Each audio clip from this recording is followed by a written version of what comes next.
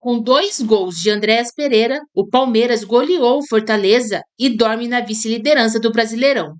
O Verdão iniciou a partida em casa com o time quase inteiro reserva.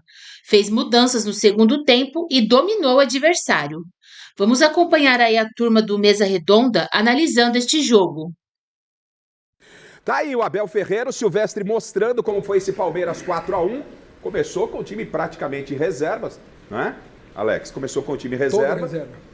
Todo, inteiro. Todo reserva, não teve um primeiro tempo tão satisfatório, virou com 1-1, e aí aos poucos o Abel foi mexendo no time e o Palmeiras buscou mais uma vitória por 4 gols, já tinha vencido o Internacional semana passada por 4, venceu agora por 4 de novo, aliás, acaba de cair, atenção, acaba de cair mais um técnico no Campeonato Brasileiro. O Roger, que já tinha tomado uma sapatada contra o Palmeiras no último final de semana, pelo Internacional, hoje perdeu para o Grêmio e acaba de ser demitido, mais uma baixa em relação a técnicos no Campeonato Brasileiro.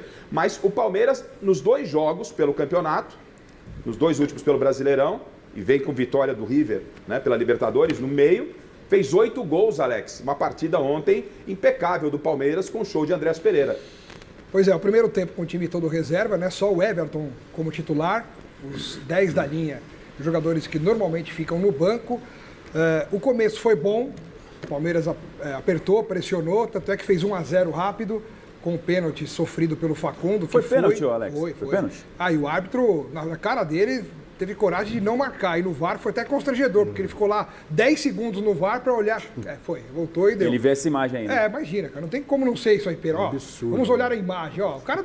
não sei não, hein? Não, no VAR da dificuldade falando assim, se jogou, buscou o contato, não foi nada. Na hora que ele tá vendo o olho no olho. Só pra gente não banalizar a polêmica, o próprio zagueiro do Fortaleza, o Sacha da entrevista, o próprio Sacha falou depois do jogo que foi pênalti. Então, ele falou, não significa que foi ou não.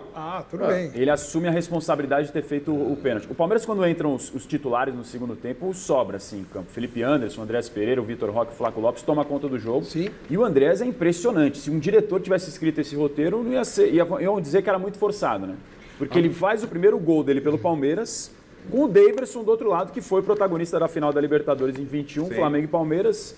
O Daverson aproveita a falha do Andreas, faz o gol do título do Palmeiras e o primeiro gol dele pelo Palmeiras agora é com o Daverson do outro lado. Acho que o primeiro gol... esquecer o passado, né? Uma atuação para esquecer o passado. Mas o primeiro gol dele com a camisa do Palmeiras foi o do Daverson. Exato. Não é? Foi o do Daverson. Agora, o pessoal brinca que é o primeiro jogador que já chegou como ídolo. Pra gente não perder o time, já que o Razan levantou a bola, põe pra gente o lance aí, já do pênalti, aí eu já quero ouvir. Eu acho assim... A Michele falou do brigadeiro, né, que a gente vai ganhar no final, né? Se eu fosse uma fábrica de chocolate, eu contratava o Palmeiras para fazer, né? Porque é uma fábrica de chocolate, né? Ele pode entrar com o time reserva, pode entrar com os caras que passam por lá. O que ele botar em campo vai lá e massacra. O primeiro tempo contra o River e ontem o segundo tempo, se juntar as duas coisas, é a perfeição do futebol. Sim, o detalhe é esse, né? O Abel correu um certo risco, mas um risco calculado de colocar os reservas todos no primeiro tempo. E aí o Fortaleza, depois que tomou o gol, em vez de sentir o primeiro do Palmeiras, foi pra cima, empatou. E o Everton, que as pessoas gostam de pegar no pé, ele foi fundamental para essa vitória de ontem, tá? O Everton fez pelo menos 2 grandes defesas, evitando a virada do Fortaleza. E depois do segundo tempo, aí tudo bem. Ele ficou mais calmo, assistiu ao jogo. O que o Abel tem é uma certeza absoluta que quando ele mexe, o time reage. Isso ele tem absoluta. E também ele fica bravo sempre no final da entrevista. Ontem, 4-1, ele estava bravo de novo. E outra coisa. O que acontece com ele. Essa história de colocou um time reserva, Palmeiras e Flamengo, quando entram com equipes reservas, o Palmeiras tem esses 2 times, entre aspas, ou um time meio, não é? O Flamengo também, justamente para esses momentos. Exatamente. E aí não dá para discutir, construiu a vitória, se foi no primeiro ou foi no segundo tempo. Porque é tão bom o elenco, né, que ele pode mudar qualquer coisa. Então o Palmeiras, eu acho que nem dá para discutir. Ô Miller, eu gostaria que você falasse um pouquinho do Palmeiras, mas antes eu vou passar com vocês. Para mim, não foi pênalti. Não foi? Para mim, não foi pênalti. Miller, fala tecnicamente do jogo, porque o Facundo parece que já vem dobrando o joelho. E isso não tira o mérito nenhum do Palmeiras, mas... É bom a sua avaliação, Miller. Não, foi pênalti. Até porque o zagueiro dá o bote errado, né? Ele perde o tempo da bola. Facundo dá o come para dentro, né? Lado esquerdo dele, na perna esquerda. ele toca no Facundo, né? Lógico, o atacante sempre vai valorizar, isso é normal, mas para mim foi pênalti. Mas dá a impressão que é ele que está indo. Inicialmente é esse o entendimento que o árbitro parece ter, ou seja, ele busca o contato, ele fala isso no áudio do VAR na análise, dá para escutar. Eu tenho essa primeira impressão, mas eu concordo com o Miller. O Sacha dá a bobeira, coloca o pé, o atacante valoriza, mas ele erra o bote, né? Ele erra o bote, ele erra o timing da bola e faz o gol. Garrafa, uma coisa... Não impede a outra. Xará, uma coisa é o zagueiro deixar o pé. Outra coisa, ele dá o bote como ele fez agora. Ele deu o bote errado. Exatamente. O bote que ocasionou o pênalti. Se ele tivesse deixado o pé, aí sim, eu vou na tua. Não seria pênalti. O Facundo bateu nele, até porque o Garrafa, batia nele e se jogava. Mas nesse caso, não. Ele dá o bote. Com o pé direito, o zagueiro mas é impressionante Fortaleza. o VAR como está apitando o jogo. É impressionante. Mas nesse isso, caso né? ele acertou, né? Não, mas eu tô corrigindo o seguinte, né? O juiz não tem mais aquela autoridade, não tem mais certeza de nada. Ele dá faz a alavanca com o pé direito. Ele direito. deixa a alavanca, o Facundo inteligentemente vê e ele leva a perna para cair. Né? E aí... Eu acho que o Garrafa tem razão. No começo do lance, em que o Facundo, na cabeça dele, deve ter pensado, bom, eu vou aqui sofrer o pênalti, porém, o Xará falou que o zagueiro, o Sacha, ele foi imprudente na jogada. Ele esticou a perna de uma maneira imprudente, que já caracteriza uma falta. Então, o jogador do Palmeiras fez o papel dele, né? Exatamente isso. Então, para não ficar dúvida, se você fosse chamado ao VAR, você daria o pênalti, Alex? Não, eu daria pênalti no campo mesmo. Já no campo. Daria no campo. Já daria no campo. Razão, você levantou a polêmica.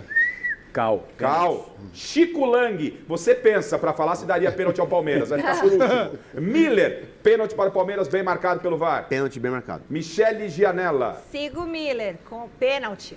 Você em casa, palmeirense ou não, daria o pênalti? Agora é o momento que talvez possamos ter discordância. Chico Lang, você chamado ao VAR, daria o pênalti ao Palmeiras? Não daria o pênalti.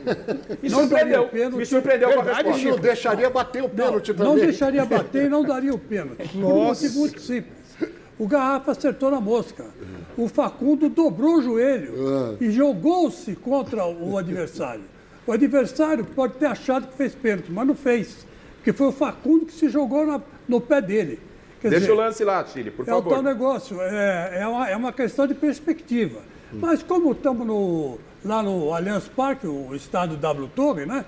Tudo evidentemente... Ô, Chico, ele põe a perna, Chico. Ele põe a perna, ó. Não, eu acho que não. Eu acho que não. Michele, Ele estica a perna, o Sacha. Mas você acha Sacha estica a perna. Ele se enganou na entrevista depois, quando ele fala que fez o pênalti? Gente, faz parte. Ele não teve aquela visão ali do alcance, entendeu como é que é? Ô, Michele, você percebeu a coincidência? Os dois que usam óculos falaram que não foi pênalti. Oculistas de plantão, oftalmologistas, venham à Gazeta, porque precisamos de... Chama o senhor tenha um entendimento, eu falei que achava que não era pênalti. Aí discutindo com vocês, né, ouvindo a opinião embasada de quem esteve lá dentro do Miller. O senhor não. O Andreoli, o Razan, eu tive, só que atrás do gol, mas tive. A Michele foi pênalti sim para o Palmeiras, pênalti bem marcado. Agora, gente, o Palmeiras, ele engrenou, ele teve esse tropeço com o Corinthians no Campeonato Paulista, ele teve um tropeço na Copa do Brasil com o maior rival, perdeu as 2 partidas. Depois do Mundial, exceção feita, as 2 derrotas que tirou o Palmeiras da Copa do Brasil, o Palmeiras tem 11 jogos no Campeonato Brasileiro sem perder. E o Abel está promovendo o Palmeiras está promovendo uma reformulação muito grande dentro do time. É um time renovado. Exceção feita ao Everton, que tem aí acima dos 30 anos, é um time muito jovem e o Palmeiras, ele chega no momento atual, para mim, no melhor momento da temporada. E chega na hora que tem que chegar. O Abel Ferreira, ontem, falou sobre isso. Sobre esse melhor momento que o Palmeiras está vivendo nas vésperas de ter um embate com o River, depois de ter vencido o River lá no Monumental, e poder chegar mais uma final de Libertadores. Qual que é o segredo desse grande momento do Palmeiras, Abel? Trabalho. Isto não há segredos. As pessoas é que acham que para ser bom naquilo que se faz é preciso um segredo. Não há segredo nenhum. É preciso ter vontade. Segunda, terça, quarta, quinta, sexta, sábado, domingo, segunda. Ser consistente naquilo que se quer e continuar a trabalhar, sabendo que o futebol, durante uma época inteira, não há nenhuma equipa, disse aqui 1000 vezes, mas como eu já conheço, como te disse, já conheço a casa, já conheço como é que isto funciona, portanto, uma época desportiva vai ter altos e baixos. E do mesmo modo que nos carnificinam, é no mesmo modo que nos idolatram. E eu não gosto disso. Porque somos todos normais, trabalhamos muito para chegar a este nível, umas vezes corre bem, outras vezes corre mal. Ô, Razan, vocês fiquem à vontade, né? Para dar sequência, eu saio com o Razan, mas vocês fiquem à vontade. Qual que é a receita? É só trabalho? É a administração, por exemplo, da Leila, que bancou o Abel no momento difícil, quando teve a carnificina, como ele disse, quando o Palmeiras perde para o Corinthians, já no Campeonato Paulista, e é eliminado na Copa do Brasil, perdendo as duas, tinha gente pedindo a cabeça do Abel. O presidente do Palmeiras, goste dela ou não, manteve o Abel, manteve o trabalho, e o Palmeiras está num trabalho espetacular. Não só manteve o Abel, como manteve a posição de querer renovar com o Abel até 27. O Abel que ainda não... E reforços chegando. Na sua opinião, Razan, na opinião de vocês, qual que é o segredo desse ótimo momento do Palmeiras? Eu acho que é a continuidade do trabalho do Abel e pela primeira vez a gente viu a presidente, a diretoria do Palmeiras investindo pesado nessa temporada. O investimento chegou forte. O Andrés Pereira é craque, já chega e já faz a diferença, o impacto dele é imediato. O Vitor Roque, que chega contestado, já se paga. O gol que ele faz no Monumental contra o River, primeira vitória da história do Palmeiras contra o River lá fora de casa. O River tinha 2 derrotas na temporada, uma delas para a Inter de Milão. O Palmeiras conseguiu impor mais uma delas nessa temporada. Então, acho que o segredo é a continuidade do trabalho, a manutenção do Abel. Esse conjunto mudou muito dessa terceira era da academia que o pessoal fala agora, do Palmeiras de 21 e 22 para cá, mudou muito, mas o Palmeiras ainda tem alguns caras que são espinha dorsal e esses que chegaram, Felipe Anderson, Andreas Pereira, Vitor Roque, agregam muita qualidade e o Abel parece ter voltado a encontrar o time. A dupla que a torcida do Palmeiras está maluca, Flaco Roque, Vitor Lopes, queiram fazer a mistura do jeito que quiserem, é absurdamente entrosado e nesse momento está crescendo na hora certa, como você falou, Osmar. Então acho que o segredo é a continuidade do trabalho e os investimentos nesses reforços muito bons. Eu acho isso que ele falou mesmo. A grana do que o Palmeiras investiu é outra. Eles meteram a mão no bolso dessa vez e o Palmeiras tem um super elenco. Então você pode mudar as peças e o Palmeiras render. Você ressaltou a verdade, o Abel foi xingado, né, pela torcida, né? A torcida muros pichados. Foi uma coisa assim. E ele falou aí com números, né? O River Plate nunca tinha perdido esse ano, perdeu só para o Palmeiras. Não é uma brincadeira, os caras acham que foi uma coisa muito fácil. E depois eu vou contar uma historinha da Valesca com o Abel para dizer quem é o Abel fora das entrevistas. É um outro cara. Segura porque o Abel, ele dá um spoiler sobre isso, você traz essa informação. Miller, já foi falado muito aqui na bancada sobre Andreas Pereira. Cara, a gente vai mostrar os gols, vamos até escolher dos 4 aí do Palmeiras, ou de 3 do Palmeiras, tirando o pênalti, qual foi o mais bonito. Fala de quanto se é que mudou realmente o patamar do Palmeiras, a chegada do Andreas Pereira, Miller. É porque o Andreas Pereira ele é mais técnico, né? É um jogador que a dinâmica dele é diferente, né? Ele não chuta forte, ele tem um chute certeiro. Colocado. Exatamente, chute colocado. Pode ver que ele tira do goleiro. Então é um jogador que ele sempre chega, né, vindo de trás, chega no momento certo. Ele não antecipa a linha da bola. Você pode ver que ele sempre chega de trás, está bem posicionado, e ele pega bem na bola, fez 2 bonitos gols ontem. Então acho que, como o Xará disse, é uma das melhores contratações do Palmeiras esse ano. E é um jogador de seleção brasileira, jovem, e que substitui muito bem a ausência do Rios. Aliás, sobre essa substituição que o Xará falou em relação ao Rios, que já está contestado no Benfica, o Palmeiras acho que foi uma das maiores jogadas da história do clube em relação a negociações e reposições, porque o Richard Rios era fundamental para esse time do Palmeiras. O senhor quase chorou quando ele foi vendido. Chegou a esse exagero. Para você ter uma ideia. Então, assim... Alessos, né? Pois é. Aí, venderam por mais de 30 milhões de euros o cara. Não tinha como segurar. Era um valor, né, impossível de manter o cara aqui. Nem ele teria cabeça para prosseguir no Palmeiras. Impossível aguentar o senhor aqui com a saída do Richard Rios. Eu posso acabar uma opinião sem você ficar me... Me desculpe. Não é possível um negócio desse.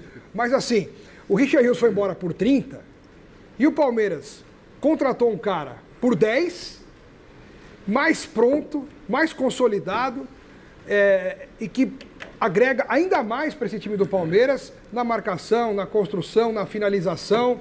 E o que eu senti nesses 2 jogos que o Andreas Pereira fez pelo Palmeiras, principalmente, o primeiro ele jogou poucos minutos, mas eu senti que os coadjuvantes do Palmeiras crescem ao lado dele.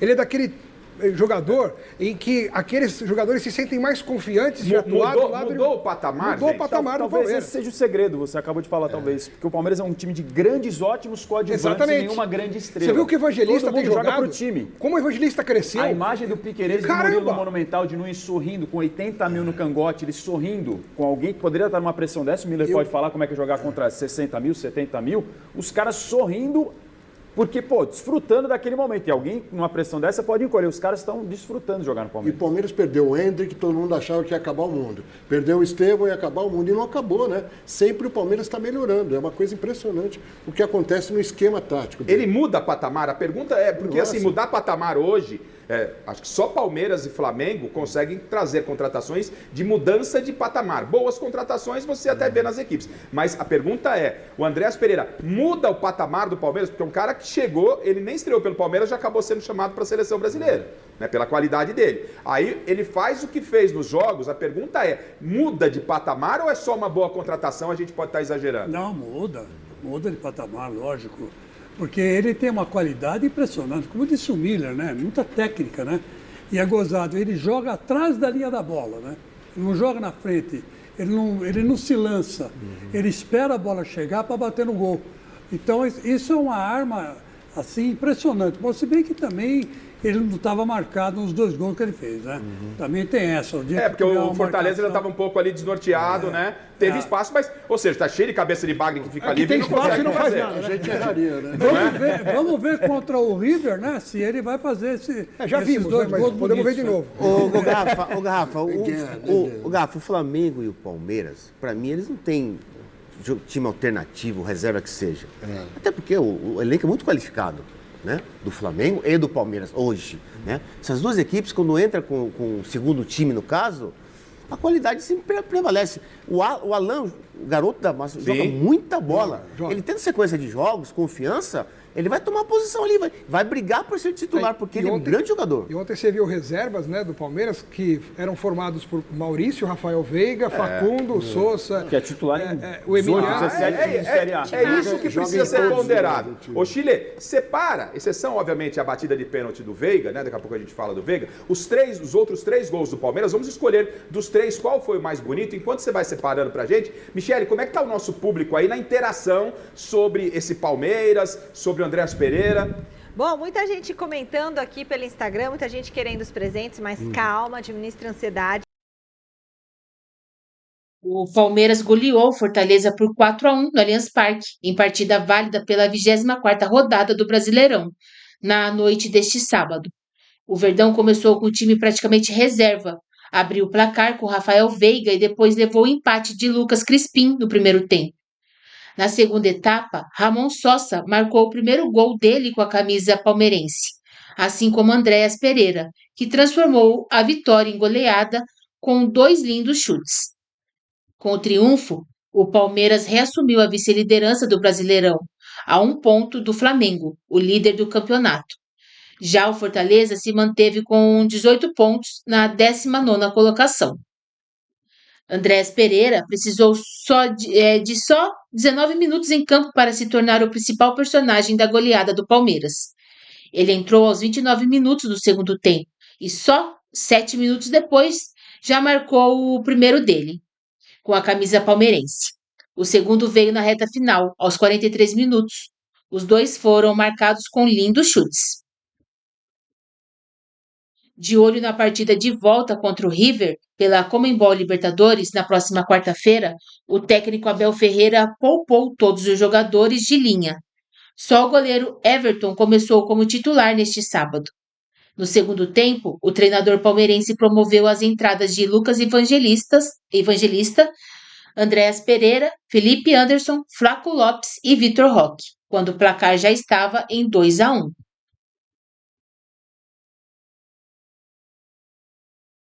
O Palmeiras voltará a campo nesta quarta-feira, às 21h30, no Allianz Parque, para enfrentar o River Plate da Argentina, pelo jogo de volta das quartas de final da Conmebol Libertadores. Já o Fortaleza receberá o Sport na Arena Castelão para a partida da 25ª rodada do Brasileirão, no próximo sábado, às 16 horas.